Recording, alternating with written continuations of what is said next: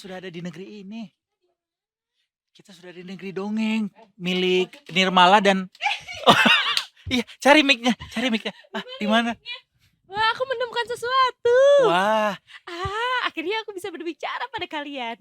mari kita menuju ke Nirmala dan Oki yang akan memberikan kita kabar soal pasar hari ini. Baik, Iya, baik Bobo. Kenapa gua? Tiba-tiba gue jadi Bobo. Oke, rongrong. Baiklah. Ini dia Nirmala. Ada Nirmala di sini. Ampun, ini Dracula and Draculi. Lo kulinya. Aduh. Lo yang kuli ya. Gue Dracula Kenapa jadi kan. Draculi? Iya. Kak, masa kamu gak lihat aku jadi apa nih? Nih, coba apa? Jadi wibu, betul. Bukan, belum dijawab. Jadi apa? Jadi apa? Prok. Dian Sastro. Oh iya. Cuma dia self claim doang. Dian Sastro ngedengar dia bilang jadi Dian Sastro. Gue gak gini-gini banget dulu. KW berapa?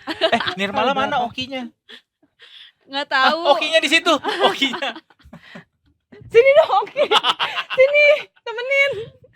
Tapi nggak pakai hijau kayaknya. Mbak Sheryl, Ya. hari ini tuh kita kenapa sih gini-gini? Kenapa ngikut-ngikut sih? Iya. Ini demi totalitas dong. Keren. Buat para detikers ya. Keren. Iya, benar. Jadi memang ini bukan budaya kita, tapi nggak apa-apa, kita kan embrace ya. Betul, support. Embrace the culture. Hmm. Betul. Support. Penjahit lokal. Kan ini nggak impor, lokal semua kan. Oh, lokal Ya. semua. Ya. Betul ya, lokal Benar, semua. Ditutup aja. Mbak Sheryl, selamat datang kembali Detik Sore. Halo. Hari ini udah Hai. jam 16.07. Ya. Sorry banget kita agak Yes. lewat ya, karena tadi kita kedatangan tamu-tamu dari negeri kegelapan. Jadi agak panjang dikit tadi kita intronya. Betul. Iya. Hari ini ISG boleh kita tutup dulu ya. Kita kasih tahu ke Detikers. ISG udah ditutup Detikers di level 7.574. Oh. Naik 4 poin atau 0,06% tuh. Kapan lagi bisa dengar Dracula ngabarin soal pasar? Drakusar. Dracula Dracula pasar. Dracula pasar. Ini sekarang gilirannya Mbak Sheryl. Apa yang terjadi di market hari ini sehingga ini kalau kita lihat hijau semua. Hari ini semua pergerakan ada di zona hijau. Betul. Sehijau anggur muscat yang betul. lagi viral. Yang Oh, viral. iya. Ih, ngaruh nggak sih tuh? Enggak loh. Oh, enggak ya. Kemarin berarti anggurnya merah gitu. Marketnya koreksi. Nggak usah diseriusin banget kita tuh ya. Bridgingan aja. Ya. Bridging. Iya. Oke, memang hari ini anggur lagi. Hijaunya mirip-mirip anggur muscat ya yang lagi viral itu. Sayangnya tapi menguatnya tipis banget, nggak sampai 0,1% ya. Dan memang penguatan reboundnya IHSG hari ini tuh sudah sesuai sama yang kita bahas kemarin. Sudah inline ya sama proyeksi kita jadinya. Memang IHSG kita lihat lebih resilient dibandingkan bursa saham global lainnya. Terbukti semalam bursa Amerika koreksi dalam, Eropa apalagi mayor indeksnya sampai melemah lebih dari 1%. Tapi IHSG hari ini berhasil hijau meskipun tipis. Padahal bursa regional Asia hari ini juga sebagian merah. Kayak Jepang itu melemahnya bahkan lebih dari 1%. Jadi kuatlah ya indeks kita ini. Kenapa itu mereka bisa sekuat itu hari ini, Mbak? Rahasianya Oh, rahasianya. Rahasia. Sesaat lagi setelah yang satu ini. Enggak ya? Ada proof.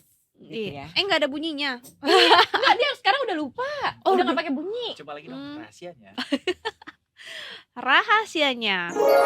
Keren. Iya, yang kita Ini cari. penguatan harga komoditas energi. Oke. Makanya sektor energi hari ini memimpin penguatan sebesar 1,54%. Tancap Oke, gas. Betul. Jadi setelah di awal pekan ini harga minyak mentah melemah, tapi hari ini harga minyak beserta teman-temannya, gas, batu bara, emas juga lagi rebound nih, kompak menguat kayak gitu. Komoditas gimana hari ini, Mbak? Ini dilihat-lihat BRPT hari ini lumayan nih. Lumayan apanya? Naiknya ya? Oke. Lumayan pergerakannya tidak terlalu banyak Tidak bergerak kemana-mana. sebenarnya. Kenapa Mbak hari ini? Oke, mungkin kalau dari grupnya Barito justru komoditasnya yang bergerak tuh yang petro ya, yang di komoditas minyak kayak gitu. Jadi kalau kita cermati memang semalam nih ada data cadangan minyak Amerika yang ternyata turun. Ini jauh dibandingkan ekspektasi pasar yang diperkirakan cadangan minyaknya tuh naik gitu. Oh, baru lihat nih. Brand 1,87% hari ini naiknya. Tinggi banget. Oh, oke. Mm-mm. Nah, terus juga kita lihat ada pernyataan ya dari OPEC Plus, negara-negara OPEC Plus ini yang menunda untuk meningkatkan kapasitas produksi minyak mentah sampai Januari 2025. Sehingga dengan tersisa cadangan minyak yang ada, ini akan membuat berebutan gitu. Sehingga harganya Oh, naik jadi dalam naik. jangka pendek. Iya. Meskipun ya soal konflik di Timur Tengah di negara-negara produsen minyak tersebut itu juga masih menjadi resiko sewaktu-waktu bisa membuat harga minyak kembali meremah kayak gitu. Trennya masih kecenderungannya melemah. Karena semalam juga data ekonomi Amerika ya, pertumbuhan ekonominya ternyata tidak setinggi yang kita harapkan gitu. Hanya 2,8%. Dimana kinerjanya ini selain di bawah estimasi pasar, tapi juga di bawah kinerja kuartal kedua kemarin kayak gitu. Jadi identiknya tuh biasanya dengan ekonomi yang lebih rendah, dengan pertumbuhan ekonomi yang lebih rendah, maka permintaan akan komoditas khususnya minyak bumi itu juga akan rendah. Makanya harganya seperti itu kayak gitu. Nah, yang jadi pertanyaan adalah dari sentimen dalam negeri dalam beberapa hari terakhir pada minggu ini kan lumayan kencang nih sentimen dari Sritex ya. Wah, makanya juga kemarin Mbak Sandra sempat bilang juga bahwa emiten-emiten big banks tuh yang berhubungan sama utangnya Sritex juga ikut-ikutan kena sentimen gitu. Kalau dari Sritex masih adakah sentimennya sampai hari ini? Kalau dari Sritex relatif minim ya sekarang ya. Tapi yang lebih mengdrive pasar tuh ya itu dia harga komoditas. Karena kan Indonesia tuh identik sama produsen komoditas gitu ya. Baik komoditas energi maupun soft commodities kayak hasil-hasil perkebunan, kayak CPO dan teman-temannya. Lalu kalau kita lihat sektor keuangan juga hari ini berhasil rebound gitu. Jadi penguatan IHSG hari ini ya selain dari penguatan harga komoditas energi, ada juga chip in-nya dari si brand. Jadi ada penopangnya juga dari brand dan juga dari sektor keuangan yang kemarin tertekan akhirnya rebound juga hari ini kayak gitu. Iya. Kalau banyak saham yang berhasil rebound hari ini, kalau mahkotanya Mbak Sheryl belum rebound ya, udah mulai miring. Oke, kalau untuk sektor tertinggi kenaikannya hari ini apa Mbak di tengah penguatan yang cukup sempit ini? Berarti. Energi tadi ya? Iya. Kesehatan ya sekarang ya setelah Kesehatan. berubah ya 2,11%. Kenapa Yang kesehatan? kedua sektor energi ya yang tadi tersisa 1,31%. Sektor kesehatan kita lihat ini rebound karena di awal pekan lalu sampai sepanjang pekan ini kan koreksi ya. Dan juga ada rilis kinerja emiten ya dari sektor kesehatan ini juga yang turut menjadi penopang kayak gitu. Kalau masalah yang E. coli itu ngaruh nggak sih sama kesehatan bisa naik? Kelihatannya enggak ya karena itu kan di Thailand pengecekannya dan sampelnya tuh dari China. Lalu kalau dari pemerintah Indo menangkis lah ya dari kabar adanya soal E. coli itu kayak gitu. Oke. Jadi minim sentimen sebenarnya untuk hari ini dari dalam negeri juga ya? Minim sentimennya? Sentimennya lebih dari ke harga komoditas yang rebound, lalu juga hasil rilis kinerja emiten. Karena kan pekan itu bisa dikatakan puncak rilis kinerja emiten LQ45 yang big caps gitu. Hari ini dan kemarin sore ya itu banyak sekali yang keluar. Ada puluhan saham yang memberikan rilis kinerja. Iya. Ya. Jadi kayak dicek mulu ya. Ternyata berat ya Mbak jadi ratu enggak, ya. Kayaknya ada yang mau merosot. Berat nggak Mbak ternyata jadi ratu? Enggak sih, enggak berat, enteng sih ininya. Cuman yang sulit itu menyeimbangkan, Nah, itu memang menyeimbangkan, balancing ya. menyeimbang. Benar, Jadi orang yang balancing. bijaksana ya, susah tuh. Iya, antara mau jatuh ke kiri atau mau ke kanan ini. Jadi yang bijaksana kita ada yang diskon nggak yang bijaksana untuk kita bisa Kita bisa koleksi. Oke, kalau untuk yang bisa kita koleksi ya hari besok ya, Mhm. kita cermati sektor keuangan ini masih oke, masih bisa lanjut menguat ya. Lalu kita nanti malam kan juga ada rilis data ekonomi dari Amerika nih, yaitu data inflasi PCE Oke. ya. Ini juga salah satu parameter yang dicermati sama The Fed, Bank Sentral Amerika, untuk menentukan kebijakan moneter berikutnya tuh seperti apa. Ini juga akan dicermati pasar nih. Selain juga ada rilis kinerja emiten teknologi Amerika yang masih bergulir. Lalu juga ada klaim pengangguran mingguan di Amerika dan ya rilis kinerja emiten dalam negeri juga yang bergulir nih sampai sore hari ini. Biasanya aftermarket sih. Pemilu gimana Mbak? Pemilu Amerika? Pemilu Amerika juga semakin panas kelihatannya ya, semakin dekat sama hari H, tersisa 5 hari lagi.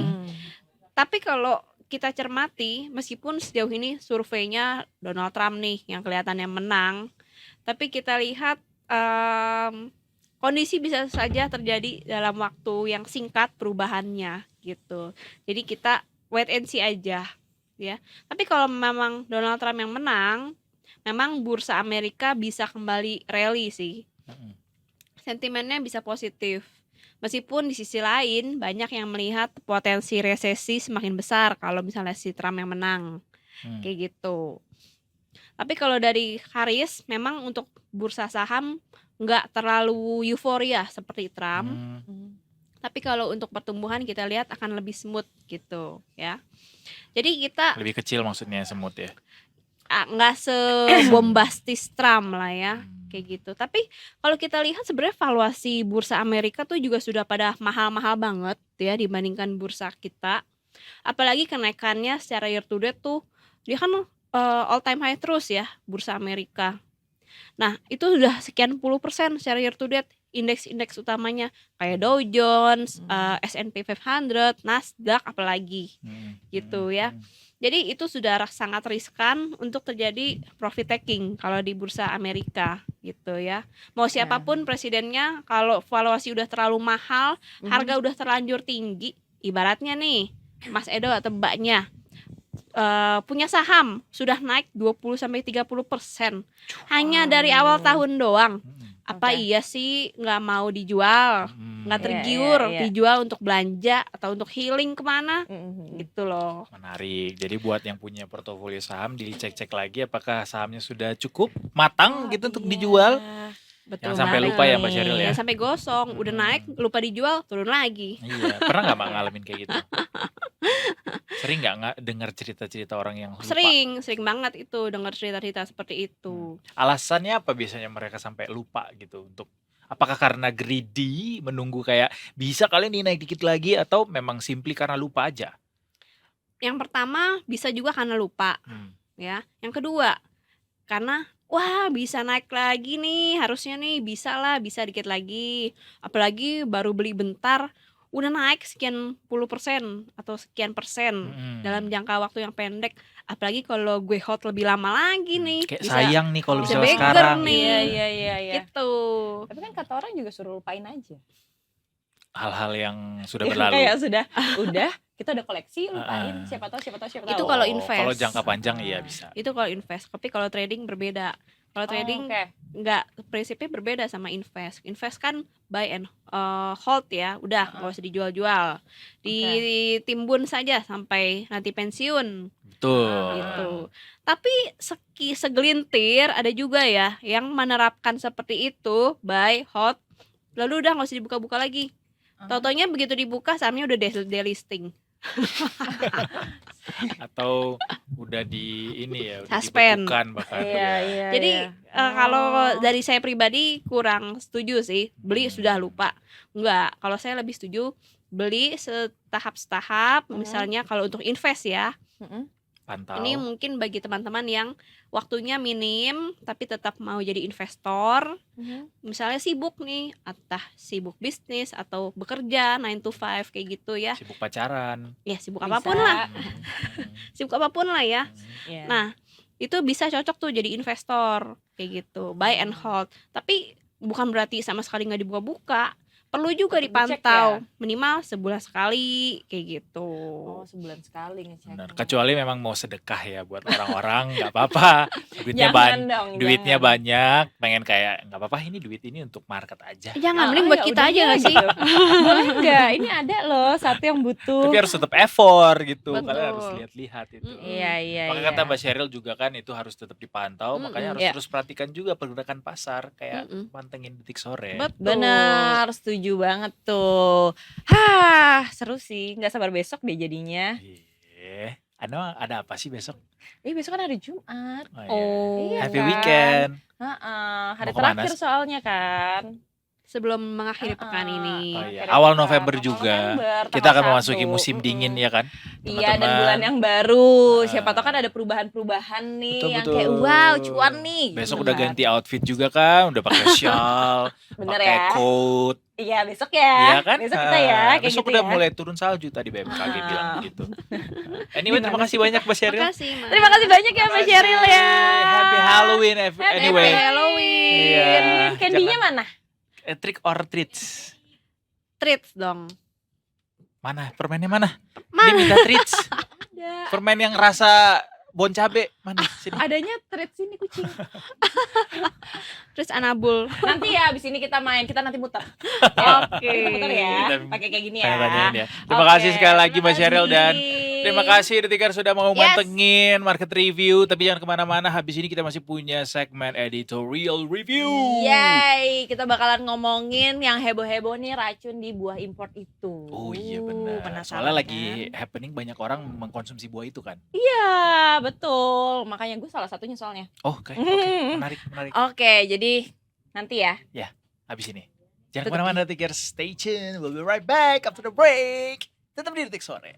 Gak cuma hore-hore.